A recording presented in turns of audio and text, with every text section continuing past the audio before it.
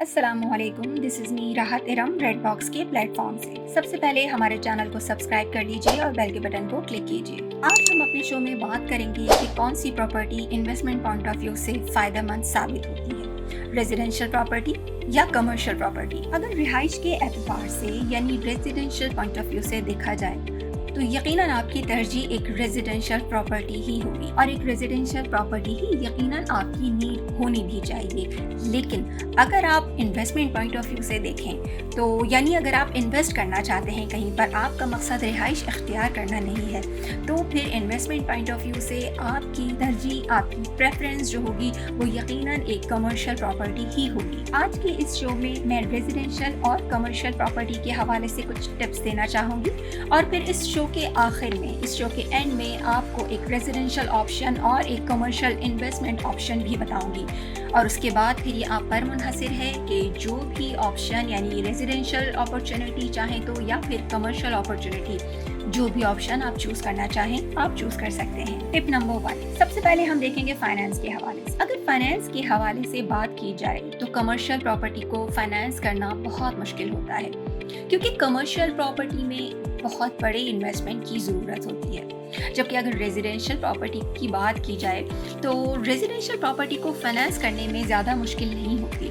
As compare to commercial property, کیونکہ residential property آپ کو کم بجٹ میں اپنے پاکٹ سائز اور اپنے بجٹ کے حساب سے مل جاتی ہے۔ ٹپ نمبر 2، اب ہم بات کرتے ہیں لیز ٹائم پیریڈ کے حوالے سے۔ اگر لیز ٹائم پیریڈ کے حوالے سے بات کی جائے تو کمرشل پراپرٹی کا لیز ٹائم پیریڈ کافی زیادہ ہوتا ہے as compare to residential property, جبکہ ریزیڈینشیل پراپرٹی کا جو لیز ٹائم پیریڈ ہوتا ہے وہ کمرشل پراپرٹی کے مقابلے میں کافی کم ہوتا ہے۔ ٹپ نمبر 3، اور اب بات کرتے ہیں ریزیڈینشیل اور کمرشل پراپرٹیز میں آنے والی پیچیدگیوں یعنی کمپلیکیشنز کے حوالے سے۔ اگر دیکھا جائے تو کمرشل پراپرٹی کے حوالے سے اگر بات کی جائے تو کمرشل پراپرٹی تھوڑی سی کمپلیکیٹڈ ہوتی ہے as compare to residential property, یعنی اگر آپ کمرشل پراپرٹی میں انویسٹمنٹ کرنا چاہتے ہیں تو اس کے لیے ضروری ہے کہ آپ بہت زیادہ ایکسپیرینسڈ ہوں اور آپ کا کمرشل پراپرٹی میں سیلنگ اور بائنگ کا ایک اچھا خاصا ایکسپیرینس ہو، جبکہ ریزیڈینشیل پراپرٹی کے حوالے سے اگر بات کی جائے تو ریزیڈینشیل پراپرٹی اتنی زیادہ کمپلیکیٹڈ نہیں ہوتی جتنی کہ زیادہ کمرشل پراپرٹی۔ ریزیڈینشیل پراپرٹی ایک آسان پراپرٹی ہوتی ہے، اس کو بائی کرنا آسان ہوتا ہے، اس کو سمجھنا نسبتاً آسان ہوتا ہے۔ ٹپ نمبر 4، اور اب بات کرتے ہیں پراپرٹی کی سیلنگ، بائنگ اور اس کو رینٹ آؤٹ کرنے کے حوالے سے۔ تو اگر ریزیڈینشیل پراپرٹی کے حوالے سے دیکھیں تو اس کی سیلنگ، اس کی پرچیزنگ، اس کو رینٹ آؤٹ کرنا کمرشل پراپرٹی کے مقابلے میں کہیں زیادہ آسان ہوتا ہے، جبکہ کمرشل پراپرٹی کی ڈیلنگ، اس کی سیلنگ، اس کی بائنگ اور اس کو رینٹ آؤٹ کرنا کہیں زیادہ مشکل ہوتا ہے ایک ریزیڈینشیل پراپرٹی کے مقابلے میں۔ فار ایگزامپل اگر رینٹ کے حوالے سے ہی دیکھیں تو کمرشل پراپرٹی کو رینٹ آؤٹ کرنا اتنا آسان نہیں ہوتا جتنا ایک ریزیڈینشیل پراپرٹی کو رینٹ آؤٹ کرنا آسان ہوتا ہے۔ فار ایگزامپل اگر آپ ایک کمرشل پراپرٹی کو رینٹ آؤٹ کرنا چاہتے ہیں تو اس کے لیے آپ کو minimum to maximum 4 to 6 months کی نیڈ ہوتی ہے، جبکہ اگر آپ ایک ریزیڈینشیل پراپرٹی کو رینٹ آؤٹ کرنا چاہیں تو اس کو آپ ایزیلی 30 to 40 days کے اندر رینٹ آؤٹ کر سکتے ہیں۔ ٹپ نمبر 5، اب بات کرتے ہیں مینٹیننس کے حوالے سے، یعنی ریزیڈینشیل اور کمرشل پراپرٹی مینٹیننس کے حوالے سے کون سی زیادہ آسان رہتی ہے۔ کمرشل پراپرٹی کی مینٹیننس ریزیڈینشیل پراپرٹی کے مینٹیننس کے مقابلے میں خاصی مشکل ہوتی ہے، کیونکہ کمرشل پراپرٹی ایسی ہی ہوتی ہے جیسے کہ آپ نے کوئی اسمال بزنس اون کیا ہو۔ کمرشل پراپرٹی کا مینٹیننس ریکارڈ، اس کے ایکسپنسز، اس کی رینٹل ہسٹری اور پھر سال کے اینڈ میں جا کر اس کا پروفٹ اینڈ لاس اسٹیٹمنٹ بنانا، یہ وہ ساری چیزیں ہوتی ہیں جو کہ کمرشل پراپرٹی کو تھوڑا سا کمپلیکیٹڈ بنا دیتی ہیں، اور یہ سب کچھ اتنا آسان نہیں ہوتا جتنا کہ ریزیڈینشیل پراپرٹی میں۔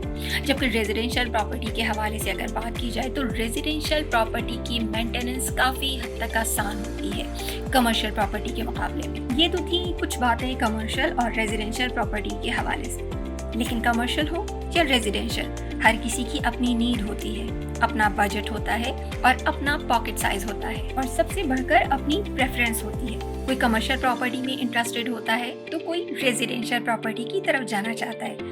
ہمارے پاس آپ لوگوں کے لیے ریزیڈینشیل پراپرٹی بھی موجود ہے اور کمرشل پراپرٹی بھی موجود ہے۔ जी व्यूवर्स, जैसा कि मैंने आपको शो के शुरू में ही बताया था कि मैं शो के एंड में आप लोगों के लिए 2 ऑप्शंस लेकर आई हूँ। इन्वेस्टमेंट अपॉर्चुनिटी है जिसमें से एक कमर्शियल अपॉर्चुनिटी है जबकि दूसरा हमारे पास रेजिडेंशियल अपॉर्चुनिटी है।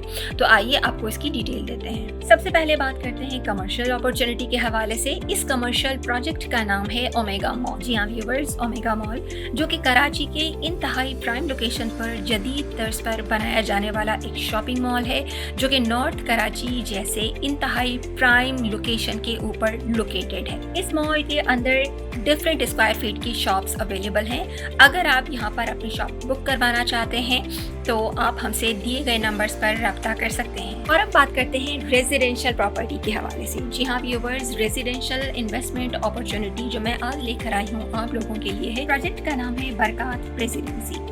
Project बरकात and builders and developers का है। लोकेशन के हवाले से अगर बात की जाए तो M9 मोटरवे पर सोहराब रोड से आगे जाते हुए गडाप मोड़ पर बकाई मेडिकल यूनिवर्सिटी से जब आप लेफ्ट टर्न लेते हैं गडाप रोड के ऊपर हाफ किलोमीटर की ड्राइव पर, सिर्फ और सिर्फ हाफ किलोमीटर की ड्राइव के ऊपर ये प्रोजेक्ट लोकेटेड है। प्रोजेक्ट के हवाले से आपको मजीद डिटेल्स देते चलें। 3 एकड़ का प्रोजेक्ट है जो कि ग्राउंड प्लस 4 का प्रोजेक्ट है। इस प्रोजेक्ट के अंदर आपको अपार्टमेंट्स, विलास और कमर्शियल शॉप्स अवेलेबल हैं।